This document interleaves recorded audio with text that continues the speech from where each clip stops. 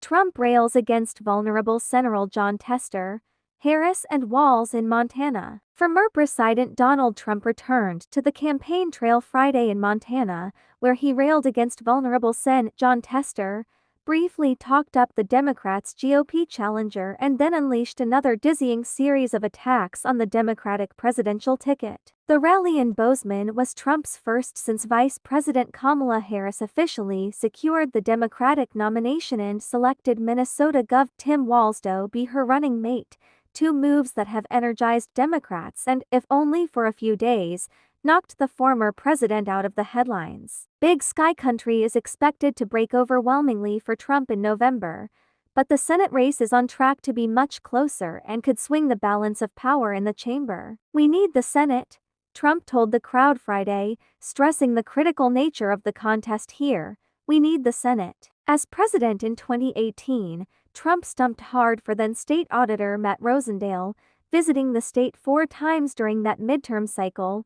Rosendale, now a congressman, lost to Tester by about 3 points. Tester's opponent this year, Republican Tim Sheehy, a retired Navy SEAL and aerospace CEO, appeared alongside Trump at the event, but was hardly the honored guest.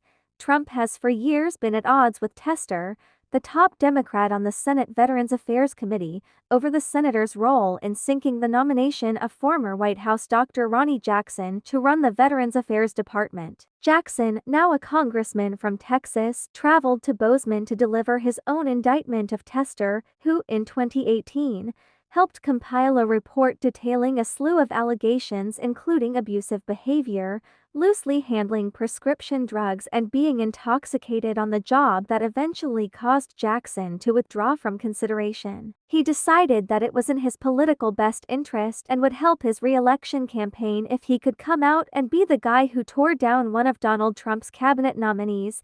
An agitated Jackson told the crowd, "He tried to destroy me." New Democratic ticket. Trump's visit to Montana came on the heels of a busy week for Harris, who officially selected Walz as her vice presidential pick on Tuesday before the two struck out on a campaign tour of battleground states, including Pennsylvania, Michigan, Wisconsin, and Arizona.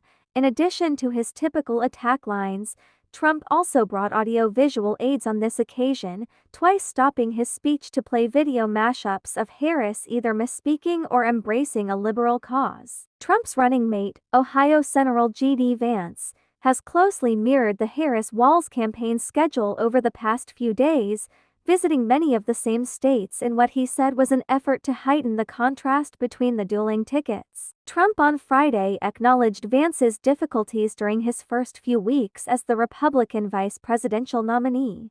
Calling his new running mate really special, Trump recalled telling Vance, "You got your sea legs after taking some early shots." The former president was less complimentary of Walz, calling him very freakish while previewing further lines of attack. "If Harris and Walz win the election," Trump said, "the people cheering will be the pink-haired Marxists, the looters, the perverts, the flag burners, Hamas supporters, drug dealers, gun grabbers, and human traffickers." That riff, and others like it, were part of a broad, though scattered, attempt to paint the Democratic ticket as too liberal. "But I'm not talking about him, I'm talking about her," Trump added, referring to Harris. "This is her ideology. That's why she picked him." Trump made only passing reference to his campaign's recent attacks about Walz's military service, which have mostly been deployed by Vance, who served in the Marine Corps. "His really is valor," Trump said of Sheehy, who served in Iraq and Afghanistan among other deployments. "It's valor for heroism award, you know, the other one talks about valor. He has a different kind of a valor, it's the opposite." Vance has accused Walz of stolen valor for language he used in a 2018 speech advocating an assault weapons ban, which the Harris campaign has included in a video on social media. Walz at the time said he wanted to make sure that those weapons of war, that I carried in war, is the only place where those weapons are at. Walz never deployed to Afghanistan or Iraq or a combat zone as part of his service. The Bozeman rally also marked Trump's first foray outside Florida this week. On Thursday, He held a roughly hour-long news conference with reporters at his Mar-a-Lago resort in Florida, during which he attempted to recapture the spotlight from his Democratic rival. Trump used the attention to toss a familiar laundry list of attacks against Harris, Walz, and Democrats more broadly. The former president repeatedly insulted Harris' intelligence and needled her for not yet holding a news conference of her own, described Walz as a left-wing radical in disguise, and, once more, insisted that Jewish voters who support Democrats should have their heads examined. On Friday, Trump again attacked the vice president's intelligence and mocked her for not doing an interview or holding a news conference since becoming the presumptive Democratic nominee. He falsely claimed that Harris is refusing to debate him. Harris and Trump have both agreed to a debate hosted by ABC on September 10th.